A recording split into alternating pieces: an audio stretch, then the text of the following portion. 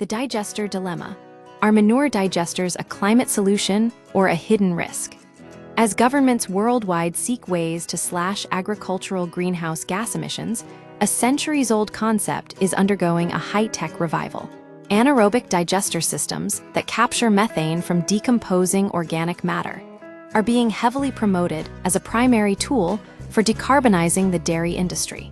However, recent research suggests that while these machines can significantly reduce emissions, they also introduce new environmental risks and economic distortions. How digesters work. Turning waste into energy, the fundamental science behind a digester is relatively simple. When organic matter, such as cow manure, decomposes in an environment without oxygen, microbes produce a mixture of carbon dioxide and methane known as biogas. In traditional dairy farming, manure is often stored in massive, open lagoons. As it breaks down, methane, a greenhouse gas far more potent than CO2, escapes freely into the atmosphere. A digester changes this process by capturing the gas. By placing manure in closed tanks or covering lagoons with plastic, the biogas is trapped and piped away, generating energy.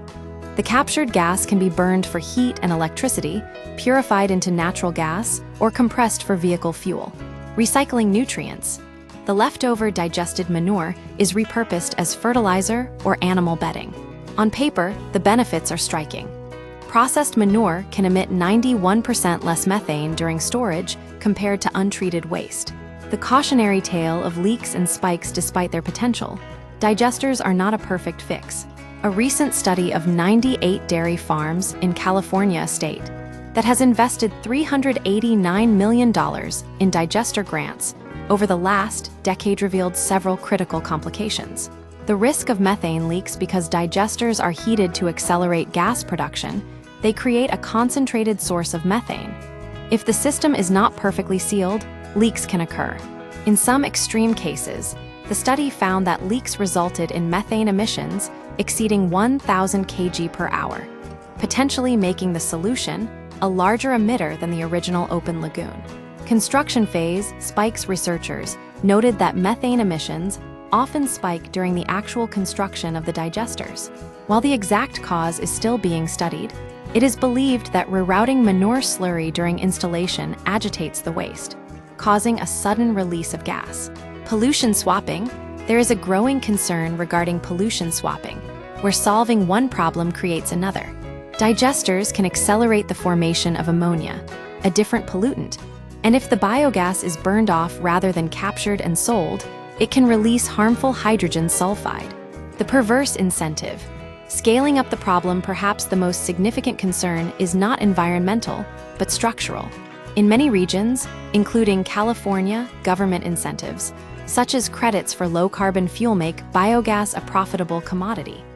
Experts warn that this creates a perverse incentive structure. When manure becomes a valuable byproduct, it begins to compete economically with milk. This effectively subsidizes the expansion of industrial dairy farms. One study indicated that receiving these incentives led to an average increase of 860 cows per herd, meaning the technology intended to mitigate climate change may actually be encouraging the growth of the very industry driving the emissions. Conclusion. While anaerobic digesters remain one of the most effective tools for reducing livestock emissions, they are not a set-and-forget solution. To prevent them from becoming environmental liabilities or drivers of industrial expansion, policymakers must balance financial incentives with rigorous leak monitoring and a broader look at more holistic climate strategies.